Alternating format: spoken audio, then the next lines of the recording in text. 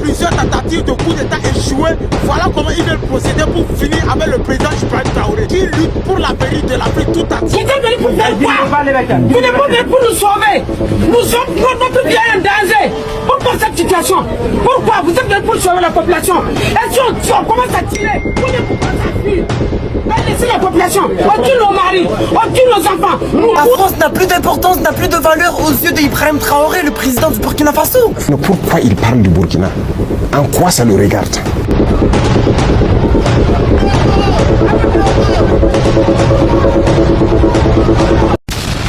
Un pays enclavé, sans accès à la mer, cerné par des voisins eux-mêmes en feu, où des millions de personnes ont fui leur village, non pas à cause d'une catastrophe naturelle, mais à cause d'une guerre que personne au monde ne semble vraiment vouloir arrêter. Imaginez un capitaine de 35 ans qui s'est emparé du pouvoir en promettant de tout changer, qui s'est mis à dos les puissances occidentales, qui a chassé l'armée française, qui a invité des mercenaires russes et qui se retrouve aujourd'hui face à quelque chose de beaucoup plus dangereux que tous ses ennemis extérieurs réunis, le doute à l'intérieur même de son propre camp. Ce pays, c'est le Burkina Faso. Ce capitaine, c'est Ibrahim Traoré. Et ce que nous allons vous raconter aujourd'hui, c'est une histoire qui n'est pas encore terminée, une histoire dont personne ne connaît la fin, mais dont les premiers chapitres ont déjà changé la face de toute une région. Pour comprendre ce qui se passe réellement au Burkina Faso en ce moment, il faut remonter le fil. Pas seulement à 2022, l'année où Traoré a pris le pouvoir. Il faut remonter bien avant. Il faut remonter à l'époque où ce pays s'appelait encore la Haute-Volta, avant que Thomas Sankara lui donne son nom actuel en 1984, avant même que la question de la souveraineté africaine ne commence à faire autant de bruit dans les rues et les réseaux sociaux du continent. Parce que le Burkina Faso ne tombe pas du ciel. Le Burkina Faso est le produit d'une longue histoire de frustration, de promesses non tenues, de coups d'État répétés, d'interventions extérieures et d'un peuple qui, génération après génération, a continué d'espérer quelque chose de mieux. Et c'est cet espoir-là précisément qui rend la situation actuelle aussi explosive. Quand Ibrahim Traoré est apparu sur les écrans du monde entier en octobre 2022, beaucoup n'ont vu qu'un militaire de plus qui prenait le pouvoir dans un pays africain. Le schéma était familier. Un général des chars dans les rues, un discours à la radio et une population qui applaudit parce qu'elle espère que celui-ci sera différent du précédent. Mais il y avait quelque chose d'inhabituel chez ce jeune capitaine en tenue kaki. Son âge d'abord. 34 ans au moment des faits. Son ton ensuite. Direct, tranchant, presque brutal dans sa franchise. Et ses références, enfin, quand il a commencé à citer Thomas Sankara, quand il a repris le vocabulaire de la Révolution, quand il a parlé de souveraineté réelle et non pas de souveraineté de façade, une partie du continent africain a tendu l'oreille différemment. Parce que Sankara, au Burkina Faso, ce n'est pas juste un nom dans un manuel scolaire. C'est une blessure encore ouverte. C'est un martyr assassiné en 1987 par ceux-là même qui étaient censés être ses frères d'armes. C'est une promesse que le peuple n'a jamais oubliée, même si ceux qui avaient le pouvoir faisaient tout pour qu'il oublie. Alors quand Traoré a commencé à parler comme Sankara, à marcher comme Sankara, à se vêtir comme Sankara, les espoirs se sont envolés rapidement. Et avec eux, les comparaisons ont commencé à pleuvoir de partout. Des quartiers populaires de Ouagadougou jusqu'aux studios de radio de Dakar et d'Abidjan, jusqu'aux réseaux sociaux où des jeunes Africains de la diaspora ont vu dans ce capitaine inconnu quelque chose qui ressemblait enfin à ce qu'ils attendaient depuis longtemps. Un dirigeant africain qui leur ressemblait, qui parlait leur langue, qui n'avait pas peur des grandes puissances et qui semblait prêt à mourir pour ses convictions. Mais la politique ne se construit pas sur des ressemblances et des symboles. La politique se construit sur des réalités. Et les réalités du Burkina Faso en 2022 n'avaient rien de romantique. Le pays était en guerre. Une guerre contre des groupes armés affiliés à Al-Qaïda et à l'État islamique qui avaient progressivement pris le contrôle de vastes portions du territoire national. Une guerre qui avait commencé à se dérouler en dessous du radar médiatique international à partir de 2015, qui avait explosé sous la présidence de Roch Marc Christian Kaboré, jusqu'à devenir absolument incontrôlable, et qui avait justifié le premier coup d'État de janvier 2022, celui du lieutenant-colonel Paul-Henri Sandaogo Damiba, avant que Traoré ne renverse Damiba lui-même en octobre de la même année. 2 coups d'État en moins de 12 mois. Ce seul chiffre vous dit tout sur l'état d'urgence dans lequel vivait ce pays. 2 coups d'État dans la même année parce que la situation sécuritaire était tellement catastrophique que même les putschistes eux-mêmes ne parvenaient pas à stabiliser ce qu'ils avaient promis de stabiliser. Et c'est dans ce contexte que Traoré a hérité du pouvoir. Pas d'un pouvoir ordinaire, d'un pouvoir en pleine décomposition, d'un État dont les forces armées contrôlaient à peine 50% du territoire national, d'un pays où des millions de personnes avaient abandonné leur village et s'étaient entassées dans des camps de déplacés internes dans les grandes villes, d'une économie exsangue, d'une administration centrale qui ne fonctionnait plus dans des pans entiers du pays, et d'une population à bout de souffle qui alternait entre espoir et désespoir à chaque nouvelle de front. Voilà ce qu'Ibrahim Traoré a reçu en héritage le 2 octobre 2022. Et voilà pourquoi ce qui se passe aujourd'hui est si important à comprendre. Parce que gouverner dans ces conditions, c'est naviguer dans une tempête permanente. Et dans une tempête pareille, les erreurs ne pardonnent pas, les ennemis se multiplient et les alliés d'hier deviennent très vite les adversaires d'aujourd'hui. C'est exactement ce qui est en train de se produire au Burkina Faso. Autour d'Ibrahim Traoré, les tensions s'accumulent. À l'intérieur même de l'armée, des voix s'élèvent. Parmi les civils qui l'avaient soutenu au début, certains commencent à douter. Et dans les couloirs du pouvoir à Ouagadougou, des noms circulent, des réunions se tiennent, des alliances se nouent et se défendent dans un silence qui est lui-même une forme de danger. Ce n'est pas une crise ordinaire, ce n'est pas la grogne habituelle que chaque chef d'État africain connaît à un moment ou un autre de son règne. C'est quelque chose de plus profond, de plus structurel et peut-être de plus irréversible. Et pour le comprendre, il faut regarder d'abord ce que Traoré a fait, puis ce qu'il n'a pas réussi à faire, et enfin ce que ses adversaires sont en train de préparer dans l'ombre. Commençons par ce que Traoré a fait. Et dans ce domaine, on ne peut pas lui nier un certain courage politique. Dès les premières semaines de son arrivée au pouvoir, il a posé des axes clairs qui ont envoyé un signal fort à l'ensemble du continent africain. Il a exigé le départ des forces spéciales françaises présentes sur le sol burkinabé, donnant à Paris un délai d'1 mois pour plier bagages. C'était audacieux, c'était risqué, et c'était clairement le genre de décision qui ne pouvait pas être annulée sans perdre immédiatement toute crédibilité. La France est partie, pas sans tension, pas sans quelques bras de fer discrets dans les couloirs diplomatiques, mais elle est partie. Et dans toute l'Afrique de l'Ouest francophone, ce départ a eu l'effet d'un coup de tonnerre. Pendant des décennies, la présence militaire française avait été présentée comme une condition sine qua non de la stabilité au Sahel. Traoré venait de montrer que l'on pouvait renvoyer les soldats français chez eux et continuer d'exister. Ce signal a été capté par tout le monde, aussi bien par ses partisans que par ses adversaires. Dans la foulée, il a suspendu puis fermé des médias qu'il accusait de diffuser des informations nuisibles à l'effort de guerre nationale. Il a limité les activités de certaines organisations non gouvernementales étrangères qu'il soupçonnait de servir des agendas extérieurs.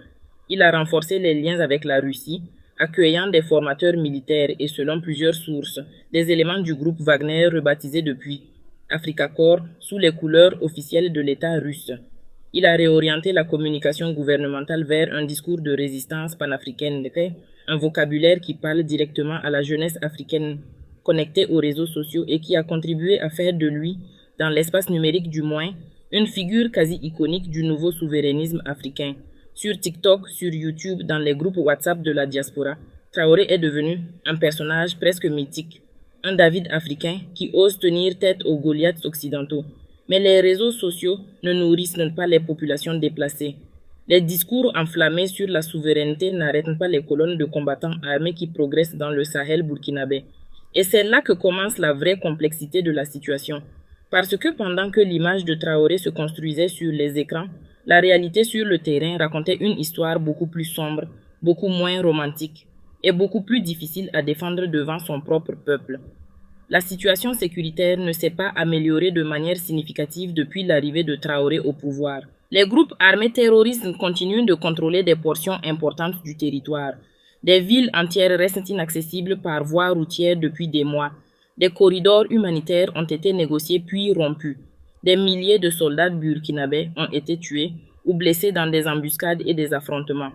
Et malgré l'arrivée des instructeurs russes, malgré la rupture avec la coopération militaire française, malgré les discours sur la reconquête du territoire national, l'armée burkinabé n'est pas parvenue à retourner la situation de manière décisive sur le terrain. Ce constat est douloureux à formuler pour les partisans de Traoré et il est immédiatement récupéré par ses adversaires.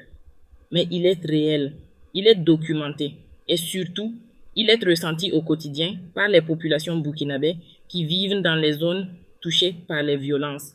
Ceux-là ne regardent pas TikTok pour savoir si leur capitaine est populaire dans la diaspora. Ils regardent si leurs enfants peuvent aller à l'école demain, si leurs marchés peuvent rouvrir, si leur convoi d'approvisionnement va arriver sans être attaqué sur la route. Et sur ces questions-là, les réponses sont encore trop souvent négatives. C'est dans ce fossé entre l'image et la réalité que germent les tensions qui menacent aujourd'hui le pouvoir de Traoré. Un fossé qui n'est pas unique dans l'histoire des révolutions ou des pouvoirs militaires africains, mais qui prend au Burkina Faso une dimension particulièrement explosive à cause du contexte régional, à cause de la jeunesse du capitaine et de ses soutiens, et à cause des pressions extérieures qui n'ont jamais vraiment cessé même après le départ des soldats français. Il y a quelque chose que peu de gens comprennent vraiment quand ils parlent de la situation au Burkina Faso depuis l'extérieur. La guerre qui se déroule dans ce pays n'est pas une guerre conventionnelle. Ce n'est pas deux armées qui se font face sur un champ de bataille délimité avec des lignes de front clairement identifiées. C'est une guerre asymétrique, une guerre de l'ombre, une guerre où l'ennemi n'a pas d'uniforme, où les combattants se fondent dans les populations civiles, où les attaques surviennent là où on ne les attend pas, où les routes deviennent des pièges mortels et où les villages les plus isolés deviennent les premières victimes d'une violence qui semble venir de partout et de nulle part à la fois. Ce type de guerre est le plus difficile à gagner qui soit. Et ce type de guerre érode tout, les ressources de l'État, le moral des troupes, la confiance des populations et finalement la légitimité du pouvoir en place. Pour comprendre pourquoi Traoré est aujourd'hui sous pression de l'intérieur, il faut comprendre comment fonctionne cette guerre et pourquoi elle ne se résout pas par une simple volonté politique, même la plus déterminée. Les groupes armés qui opèrent au Burkina Faso sont essentiellement des branches ou des affiliés de deux grandes organisations djihadistes. Le groupe de soutien à l'islam et aux musulmans, connu sous son acronyme arabe GNIM, qui est lui-même lié à Al-Qaïda, et l'État islamique au Grand Sahara affilié à Daesh. Ces deux organisations ne sont pas homogènes. Elles sont composées de réseaux locaux, de cadres étrangers, de combattants recrutés dans les communautés rurales et elles sont alimentées par un mélange complexe d'idéologies religieuses, de ressentiments ethniques et de désespoir économique qui les rend particulièrement difficiles à démanteler. Car on peut tuer un combattant, on peut même tuer 10 combattants, mais si on ne s'attaque pas aux conditions qui permettent à ces combattants d'exister, d'être recrutés, d'être nourris et logés par des populations locales qui n'ont pas d'autre choix, ou qui partagent sincèrement leur frustration, alors la guerre se prolonge indéfiniment.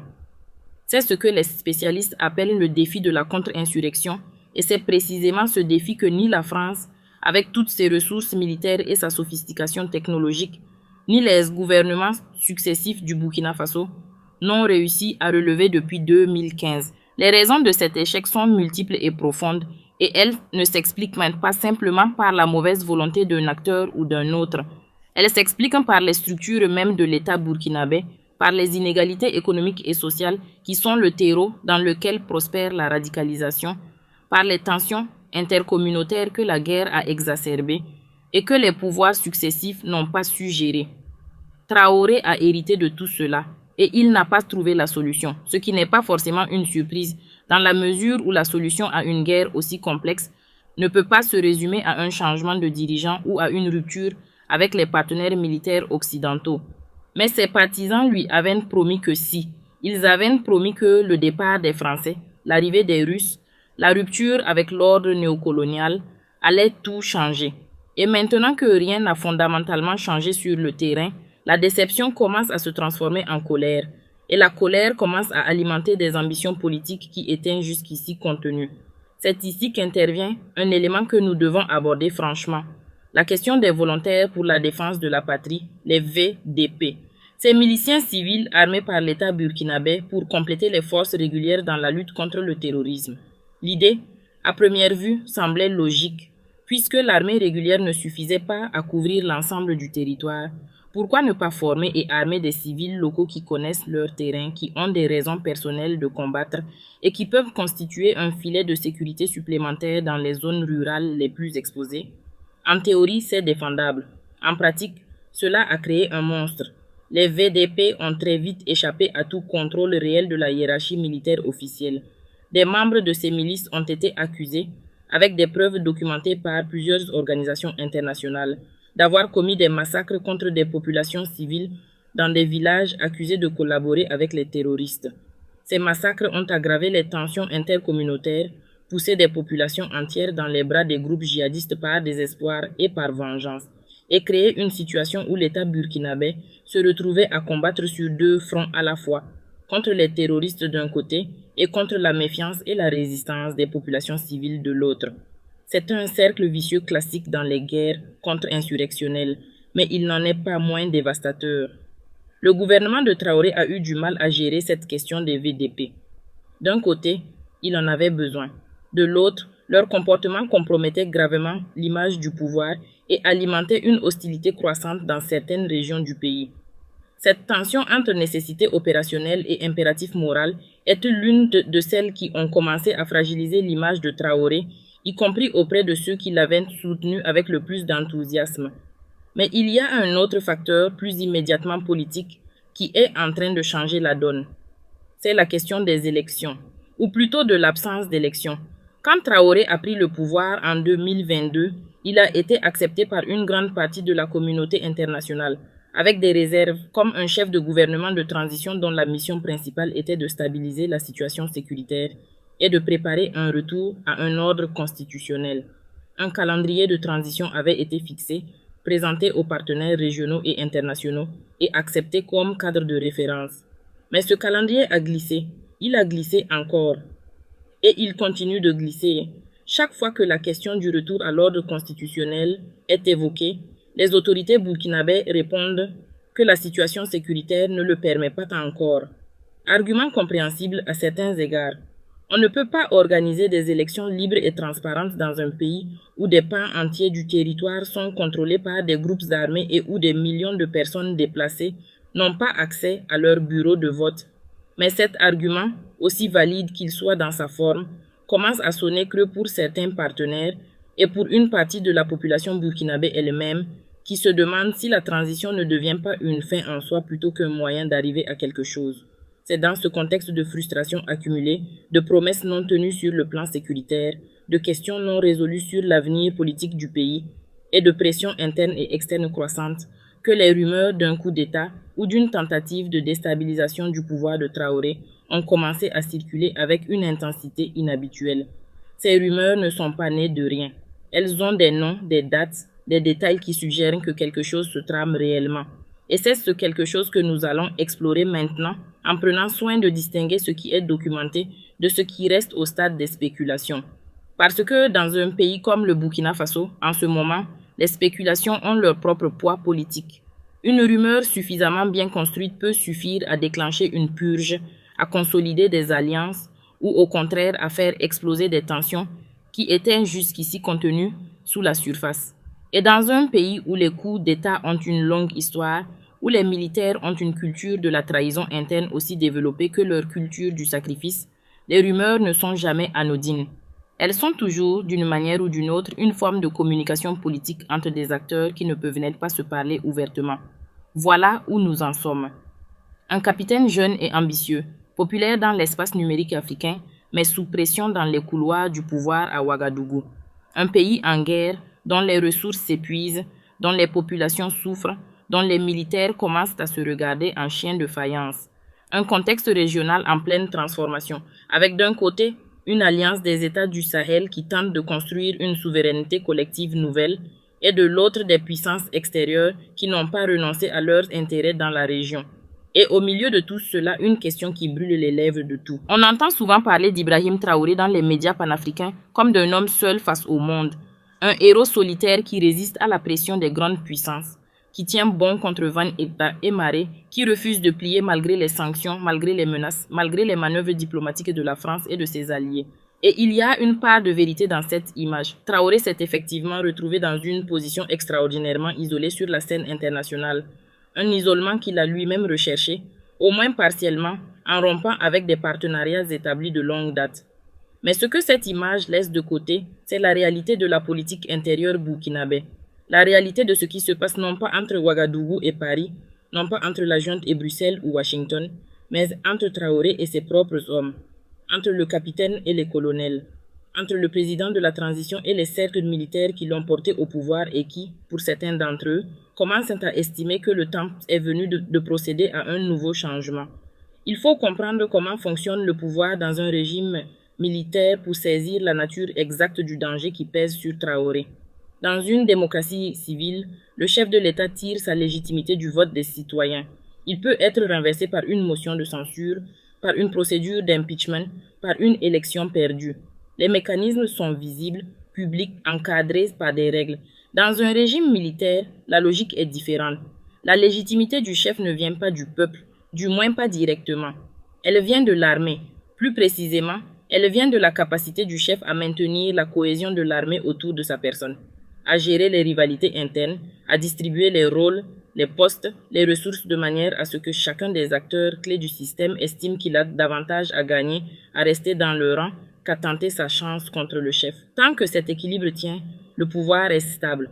Dès qu'il se fissure, les choses peuvent aller très vite. Et c'est précisément ce que les observateurs attentifs de la scène burkinabé commencent à voir. Des fissures dans cet équilibre. Pas encore une rupture, pas encore une menace directe et déclarée, mais des signes qui, pour qui sait les lire, indiquent que l'équilibre est en train de se déplacer, que certains acteurs recalculent leurs intérêts et que la fenêtre d'opportunité pour un changement s'ouvre, ne serait-ce qu'en théorie. Quels sont ces signes? Ils sont de plusieurs ordres. Il y a d'abord les changements de poste au sein de l'armée. Depuis son arrivée au pouvoir, Traoré a procédé à de nombreux remaniements dans le commandement militaire. C'est normal dans un premier temps. Tout nouveau chef cherche à placer des hommes loyaux à des postes clés. Mais quand les remaniements s'accélèrent, quand les mutations touchent des officiers qui semblaient pourtant loyaux, quand des généraux expérimentés se retrouvent subitement affectés à des postes de moindre importance loin de la capitale, ces mouvements peuvent être lus comme une tentative de neutraliser des sources potentielles d'opposition, ce qui suggère que ces sources d'opposition existent bel et bien. Il y a ensuite les arrestations. Depuis 2023, plusieurs officiers et personnalités civiles ont été arrêtés ou détenus au Burkina Faso dans le cadre de ce que les autorités présentent comme des enquêtes sur des complots ou des tentatives de déstabilisation. Sans un accès direct aux dossiers judiciaires et aux éléments de preuve, il est impossible pour nous d'évaluer la réalité de chacune de ces affaires. Mais le fait même que des arrestations de ce type se multiplient dans un régime militaire est en soi un signal. Cela peut vouloir dire que les complots sont réels et que le pouvoir les démantèle avant qu'ils ne mûrissent. Ou cela peut vouloir dire que la paranoïa commence à s'installer et que le pouvoir arrête des gens par précaution, transformant des opposants potentiels en ennemis réels. Dans les deux cas, c'est une mauvaise nouvelle pour la stabilité du régime. Il y a enfin les tensions avec les anciens alliés. Parmi les personnes qui avaient soutenu l'arrivée de Traoré au pouvoir en 2022, certaines ont progressivement pris leur distance. Des figures de la société civile qui avaient salué le changement de cap, des intellectuels qui avaient applaudi la rupture avec la France, des militants panafricains et qui avaient vu dans le jeune capitaine la réincarnation de Sankara, commencent à murmurer leur désillusion.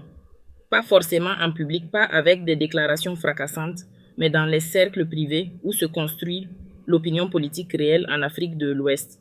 Et ces murmures-là, quand ils atteignent l'oreille des officiers qui observent la situation, peuvent devenir des arguments supplémentaires pour ceux qui commencent à se demander si Traoré est encore l'homme de la situation. À tout cela s'ajoute un facteur que nous devons mentionner et qui est souvent sous-estimé dans les analyses occidentales de la politique africaine, le rôle des intérêts économiques.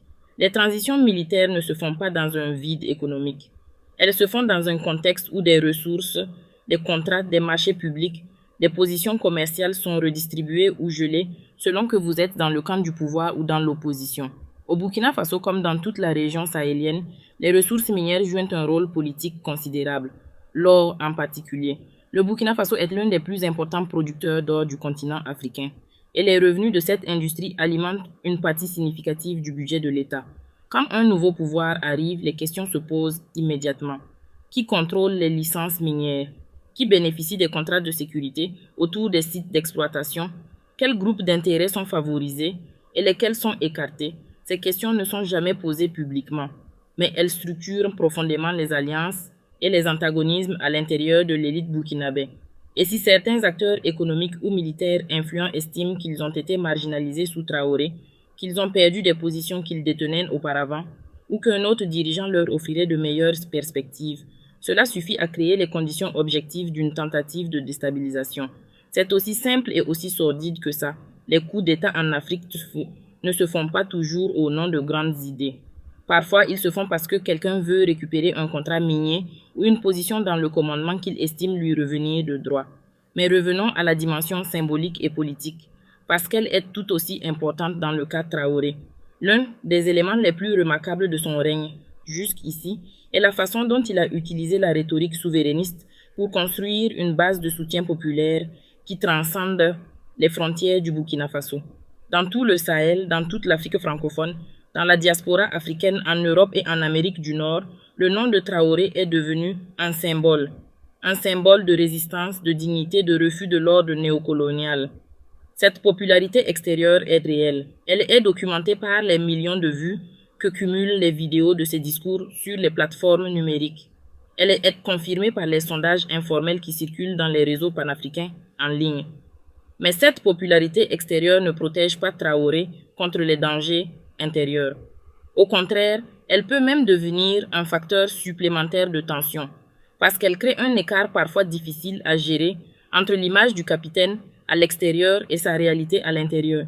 Un officier burkinabé qui se lève chaque matin pour aller au front, qui voit des camarades mourir dans des embuscades, qui rentre chez lui épuisé, et qui n'a pas vu sa famille depuis des semaines, cet officier-là ne regarde pas les vidéos de Traoré sur YouTube. Il regarde les résultats militaires. Il regarde si les armes arrivent à temps, si les renforts sont au rendez-vous, si la stratégie produit des effets concrets sur le terrain. Et si la réponse à ces questions est négative trop souvent, le capital symbolique du chef, aussi réel soit-il, commence à s'éroder dans les esprits de ceux qui sont les premiers concernés. C'est l'un des paradoxes les plus cruels de la situation de Traoré. Sa popularité en dehors du Burkina Faso est en partie le produit de sa rupture avec les puissances occidentales et de son discours souverainiste. Mais cette même rupture a des conséquences militaires et économiques concrètes qui affectent directement sa capacité à gouverner et à sécuriser son pays. La France, avec toutes les critiques légitimes que l'on peut lui adresser sur sa politique africaine, a porté une chose indéniable: des capacités militaires de renseignement et de frappe aérienne qui faisaient une différence réelle sur le terrain contre les groupes djihadistes. Son départ a créé un vide que les instructeurs russes n'ont pas encore comblé, et peut-être ne pourront pas combler dans les mêmes termes, ne serait-ce que parce que les Russes n'ont pas les mêmes capacités de renseignement dans cette région spécifique que les Français qui y opèrent depuis plus d'une décennie. Ce vide capacitaire se ressent. Les officiers burkinabés qui travaillent avec les instructeurs russes font état de résultats mitigés. Pas parce que les Russes manquent de compétences militaires en général, mais parce que le savoir-faire accumulé dans une région donnée, les réseaux d'informateurs, la cartographie fine des mouvements des groupes armés, tout cela ne se transfère pas en quelques mois. Il faut des années pour construire une intelligence locale efficace, et les Français, en partant, ont emporté avec eux une partie cruciale de cette intelligence. Ce n'est pas une raison pour dire que le départ de la France était une erreur politique. La question de la présence militaire française en Afrique dépasse largement les considérations purement opérationnelles et concerne des enjeux de souveraineté qui sont parfaitement légitimes. Mais c'est une réalité que Traoré doit gérer et qu'il gère avec des ressources qui restent insuffisantes face à l'ampleur du défi. Parlons maintenant de ce que nous savons sur la nature concrète des tensions qui entourent le pouvoir de Traoré. Parce qu'il est une chose de décrire un contexte, une autre d'examiner les faits concrets qui alimentent les inquiétudes et les spéculations. Et dans ce domaine, plusieurs éléments méritent une attention particulière. La réaction d'Ibrahim Traoré aux propos d'Emmanuel Macron sur l'ingratitude africaine est l'un de ces éléments. Ce n'est pas seulement une anecdote diplomatique. C'est une fenêtre ouverte sur la façon dont Traoré se positionne, dont il choisit ses combats symboliques et dont il utilise la confrontation rhétorique avec la France comme outil de légitimation intérieure. Quand Macron déclare, lors de la conférence des ambassadeurs français, que des pays africains ont oublié de dire merci après les interventions militaires françaises et qu'il compare l'ingratitude africaine à une maladie non transmissible aux humains, la réponse de Traoré lors d'une cérémonie de vœux à Ouagadougou est cinglante. Le capitaine burkinabé déconstruit la phrase de Macron avec une précision chirurgicale. Si l'ingratitude est une maladie non transmissible aux humains, dit-il en substance, et si Macron se la transmet malgré tout, c'est que Macron ne considère pas les Africains comme des humains. La formule est percutante. Elle est reprise, partagée, commentée dans tout l'espace panafricain numérique. Mais derrière la virtuosité rhétorique, il y a une réalité politique importante. Traoré ne peut pas se permettre de ne pas répondre à Macron. Son image, sa légitimité, son récit politique sont construits en grande partie sur la confrontation avec la